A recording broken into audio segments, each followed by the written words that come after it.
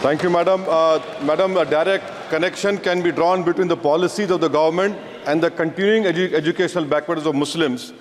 In both higher education and schooling, Muslims want to get formal education, but because of government apathy and negligence, Muslims drop out of the education system is sooner than children of any other community. The government UDIC data, Madam, covers school education, says that Muslim student representation gradually declines from class 6 onwards and reaching its lowest in class 11 and 12. Enrollment percentage of Muslims dropped from 14.42% upper primary, class 6A, to 10.76% higher education, class 11 and 12.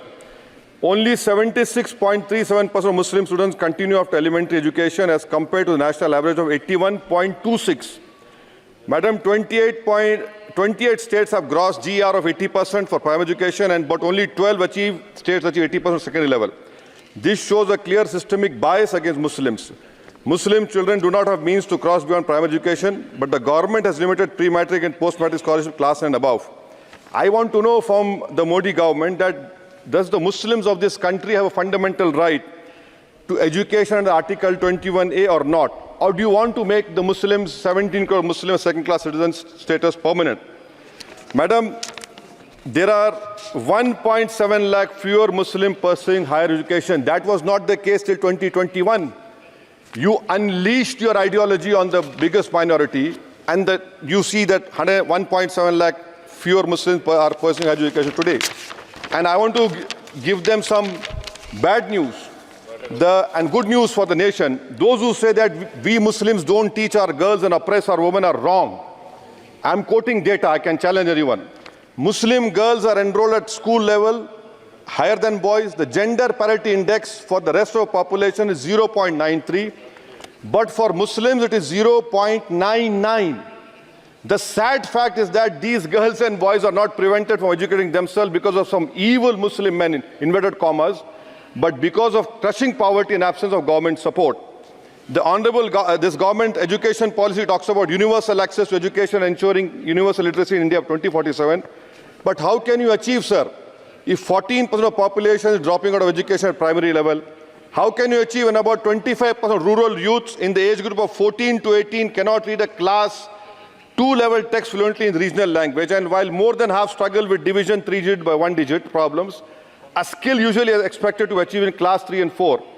Madam, over the years, there has been a shift in momentum towards private schools. Government data indicates a decrease in the share of government schools in the elementary category of 87% in 2006 to 62% in 2022. Maybe the Mughals are responsible for this. This means that the government has decided to leave the poorest Indians to for-profit schools and abandon the responsibility on the RT. Madam, for Kendra Vidyalaya, the government has allocated 9,030 crores, Navodaya Vidyalaya 15,800 crores. How is it that you have vacancy of 6,653 in teaching and non-teaching staff? Would you blame Babar for this? I'm sure you'll do that. In Navodaya Vidyalaya, 15,800 crores have been allocated, 4,675 vacancies are there. Sanctioned strength is 34,354. In Navodaya Vidyalaya and Kendra Vidyalaya, it is 56,703.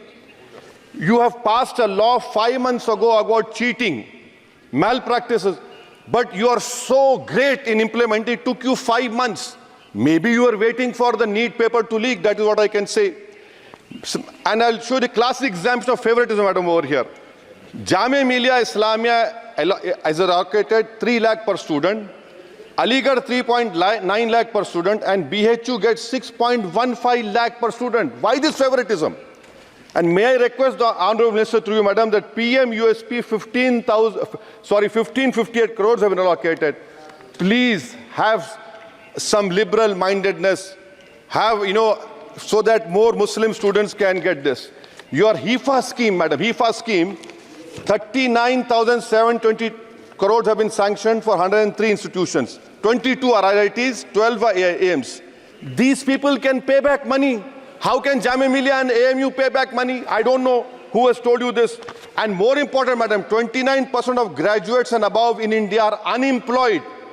And half of them do low-skilled jobs. This is for you to understand. And may I come to Jamia Millia, madam? Jamia Millia, you have no permanent vice chancellor. Why?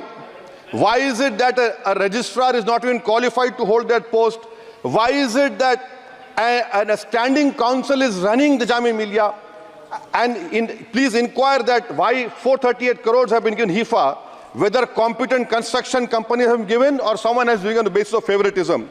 How is it, sir, that the present status of 100 years old Jamia Teachers Association, their office has been sealed, their body has been dissolved, there is no funds to run the university, to pay outsourcing staff, to build for building maintenance, no research grant? I demand that registrar and the standing council to be immediately removed.